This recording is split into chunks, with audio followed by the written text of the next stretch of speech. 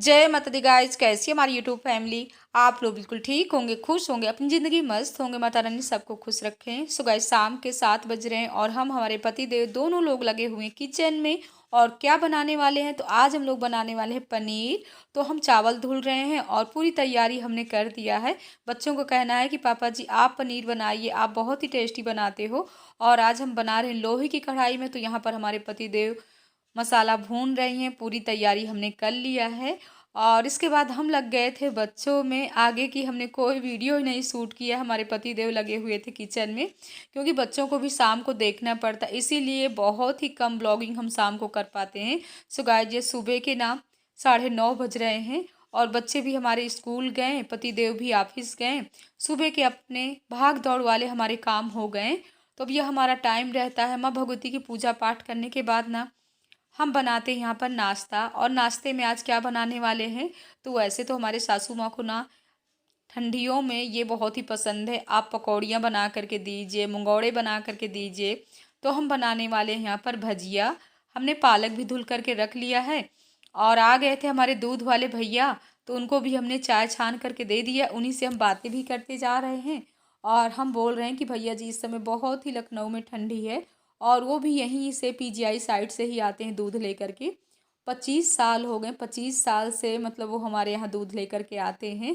और सासू माँ को ना वो भैया जी बहुत ही पसंद है, इसीलिए उनको नहीं छोड़ रहे हैं। तो यहाँ पर हम पालक भी काट लेते हैं और बेसन भी हमने निकाल लिया है।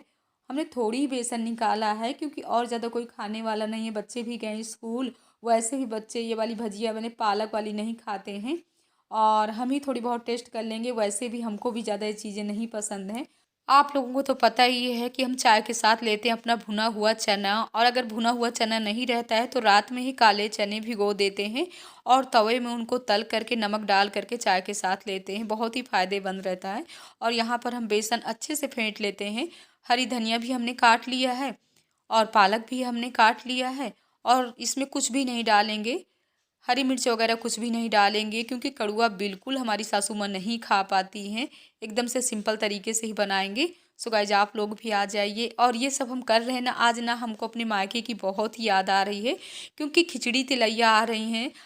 हमारी बहनें आप लोग भी जानते होंगे, जितने भी सब्सक्राइबर हमारे बुंदेलखंड साइड से होंगे ना उनको पता होगा। वैसे भी यहाँ लखनऊ में तिलैया तो कोई नहीं जानता है, सभी लोग खिचड़ी ही जानते हैं। और खिचड़ी वाले दिन ही खिचड़ी बना करके यहाँ पर खाना, मीठा वगैरह खाना।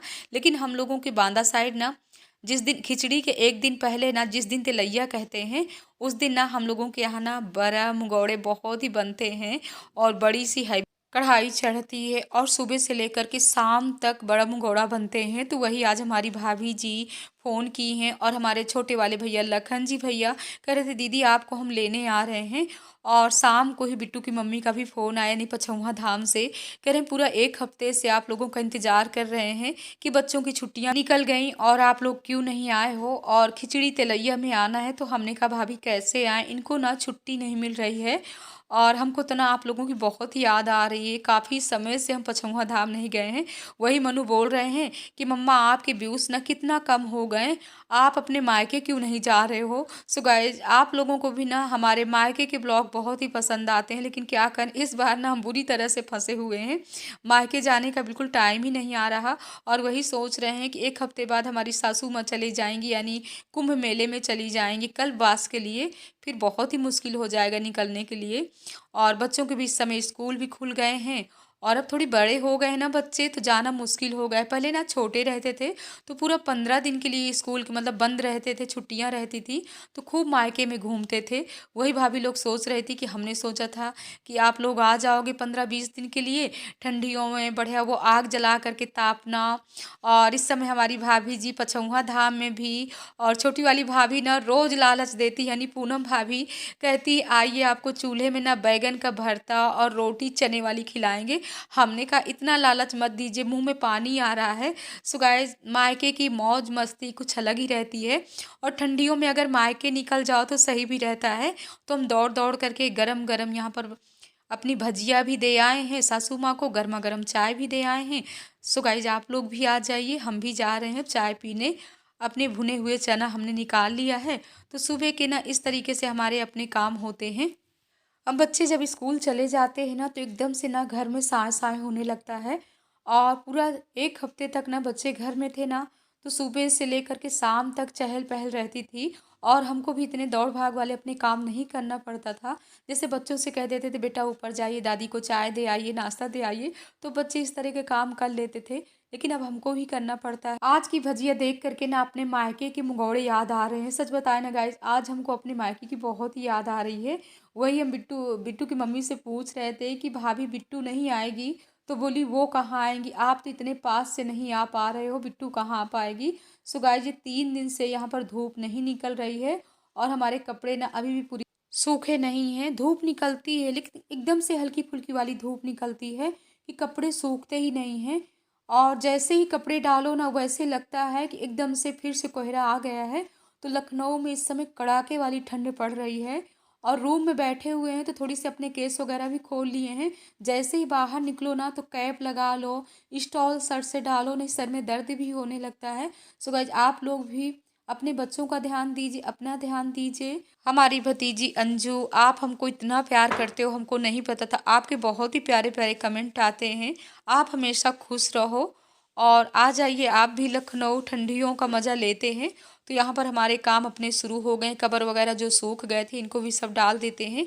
इसके बाद हम सोच रहे हैं, जा रहे हैं, कई साड़ियाँ रखी हुई हैं, साड़ियों में प्रेस भी कर लेते हैं। तो अंदर जब तक धूप नहीं निकलती ना तब तक हमारे इसी तरह वाले काम होते हैं, क्योंकि जब 4 बजे से जग जाओ, 4 बजे से लेकर के 10 बजे तक तो अपने किचन के ही काम रहते हैं। इसके बाद जब किचन के काम पूरे हो जाते हैं तो बहुत कुछ सोचना पड़ता है कि कुछ सिलाई-बुनाई के काम करना है। वैसे भी अभी भी हमारे बिच्छा वाला भी टाइम चल रहा है। आज ही हम सोच रहे हैं कि अभी तक हम रीता के यहाँ नहीं गए हैं भिक्षा माँगने, वहाँ भी जा रहे हैं, भिक्षा ले आते हैं। और कई दिन से सोच रहे हैं कि जाएँ, यूट्यूब वाला भी पैसा अपना निकाल लाते हैं और भिक्षा में जमा करना है।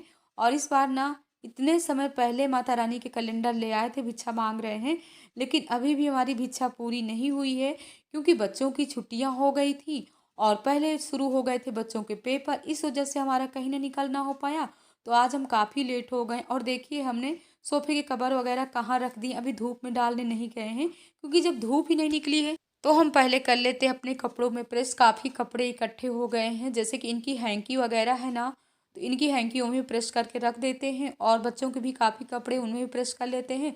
तो प्रेस करने में ना पूरा 1 डेढ़ घंटा तो लग ही जाना है, तो ये भी अपने काम कर लेते हैं और काम में लगे रहो तो सही रहता है। अगर ठंडियों में थोड़ी समय के लिए अगर बैठ जाओ ना, तो फिर आलस सा आ जाता है, फिर लगता है कुछ भी काम ना करो, चुपचाप। और वैसे भी ठंडी हो या गर्मी हो, हमको तो माता रानी का वरदान मिला है कि शोभा रानी तुमको ना लेटना नहीं है और माता उन्हीं की कृपा है कि इतने अपने भाग दौड़ वाले काम कर लेते हैं और इतना ठंडियों में डेली हमको निकलना भी पड़ता है। लेकिन हाँ, मैया रानी की कृपा है कि एक छींक भी नहीं आती है। तो हम तो मैया रानी से यही प्रार्थना करेंगे कि मैया रानी जैसे हम स्वस्थ रहते हैं, वैसे हमारी बहनें भी, आप लोग भी स्वस्थ रहिए, खुश रहिए हमेशा। और सबसे ज़्यादा तो इसमें अच्छाई है कि जब हमेशा हम खुश रहेंगे तो जितनी भी हमारी परेशानियां हैं दूर रहेंगी। अगर हम गम से डूबे रहेंगे ना तो जितनी भी परेशानियां हैं ना वो हमारा पीछा छोड़ने वाली नहीं है। तो हम तो अपनी बहनों से यही कहेंगे कि कोशिश यही करिए कि हमेशा खुश रहिए, कितनी भी परेशानी हो वो परेशानी को अपने दिमाग में मत रखिए। जब हम हमेशा खुश रहने की कोशिश करेंगे ना तो हमारी परेशानियां ना कोसों दूर निकल जाएंगी। तो यहाँ पर हम अपनी साड़ियों को ऐसे करके फोल्ड कर लिए थे और थोड़ी-थोड़ी ना इनमें सब में प्रेस कर लेते हैं। प्रेस करने से ना अपनी साड़ियों में ना चमक आ जाती है। हमको अच्छा लगता है गाइस, जो भी साड़ी हम पहने प्रेस करके ही पहने, वैसे महंगी साड़ी हो या सस्ती साड़ी हो, अगर आप प्रेस कर लो ना तो साड़ी में चमक आ जाती है। तो 6-7 साड़ियाँ हमने निकाल लिया था और सासू माँ बोल रही हैं कि शोभा आ करके सिंघाड़ा कूट दो। तो हमने कहा धूप निकल आने दीजिए, पहले धूप में डाल दीजिए, थोड़ी गर्म हो जाएंगी ना तो सही भी रहेगा, जल्दी कुट भी जाएंगे। और फिर ना उनको मिक्सी में पीस करके आटे को डिब्बे में रख देंगे, तो उनके लिए ना सिंघाड़े का आटा हो जाएगा कल बास के लिए। यानी एक टाइम ना वहाँ भोजन करती हैं और एक टाइम फलाहारी रहती हैं। जैसे दोपहर में भोजन कर लेती हैं, शाम को फलाहारी रहती हैं। और हमारे लखन जी भैया ना हमसे बोलते हैं दीदी चलिए हम लोग भी कल बास करते हैं। मैंने कहा भैया अभी हम कहाँ कल बास कर पाएंगे, अभी हमारे लिए तो यही कल बास है जो अपने घर गृहस्थी के काम इतने सारे माता रानी ने दिया है और अभी बच्चे भी छोटे हैं, पहले उनकी भी देख रेख करना है। सो गाइज आज हमारे काफ़ी काम हो गए और अब जा रहे हम देखते हैं कि धूप निकली है कि नहीं निकली है, तब कपड़े डालते हैं। आज हम आए हुए हैं अपने देवरानी रीता के यहाँ और हमारी प्यारी सी ईसा से मिलिए। ईसा ठंडी है? हाँ। बहुत ठंडी है। वीडियो बनाने अभी वीडियो बनाने लगे नहीं है। रीता के यहाँ तो हम काफ़ी समय तक बैठे रहे हैं, लेकिन हाँ कोई वीडियो आगे हमने नहीं शूट की। आपस में हम लोगों की बातें चलती रही और रीता ने चाय भी बनाया था तो गर्मा गर्म वहाँ पर हम लोगों ने चाय भी पिया। और इसके बाद ना सिंघाड़ा भी हमारे धूप में पड़े हुए थे तो गर्म हो गए हैं, तो यहाँ पर हम कूट लेते हैं। मीना भी अपना सिलाई वाला कुछ काम कर रही हैं और सिंघाड़े कूट कूट करके ना ऐसे डिब्बे में रखते जा रहे हैं। अभी पीसेंगे नहीं, अब इनको कल ही पीसेंगे। इसके बाद हमको जाना था रजनीखंड वाले मकान में, तो हम और मनु दोनों लोग जा रहे हैं। और ये भी आ गए थे स्कूल से, टाइम ना 3:30 बज रहे थे। तो यहाँ पर कुछ भैया जी लोग देखने आए हुए थे मकान को, तो वही यहाँ पर दिखा रहे मकान। इसके बाद ना यहीं पास में हमारी बगल में ही रहती मकान के दीदी जी, तो यहाँ आकर के हम लोग बैठ गए थे। थोड़ी थोड़ी अभी धूप भी है तो आपस में हम दोनों की बातें भी चल रही हैं। और वही बोल रही है कि शोभा जब तुम आ जाती हो कितना अच्छा लगता है, यहीं आकर के रुको ना हमारे पास। सो गाइज यहाँ रजनीखंड में ना काफ़ी अच्छा व्यवहार हो गया। जितनी भी दीदी जी लोग हैं सब बहुत ही अच्छी हैं और सब बहुत ही हमको प्यार करती। आप लोगों का प्यार है, आप लोगों का साथ है और हमारी जितने भी यूट्यूब फैमिली, हमारी बहनें, हमारी भतीजी, आप लोग भी हमको बहुत ही प्यार करते हो। इसके बाद हम चल रहे हैं अब अपने रश्मि खंड वाले मकान में। सो गाइज हम यूट्यूब की पेमेंट भी निकाल लाए हैं क्योंकि माँ भगवती के भंडारे में हमको डालना है। और इस ब्लॉग का एंड भी करना चाहते हैं। ब्लॉग पसंद आए लाइक करिए, सब्सक्राइब करिए, शेयर करिए। आप लोग शेयर बिल्कुल नहीं करते हो, लाइक भी नहीं करते हो। अपनी दीदी को, बुआ को बराबर प्यार दीजिए। माँ भगवती की कृपा आप लोगों पर हमेशा बरसती रहे। जय माँ।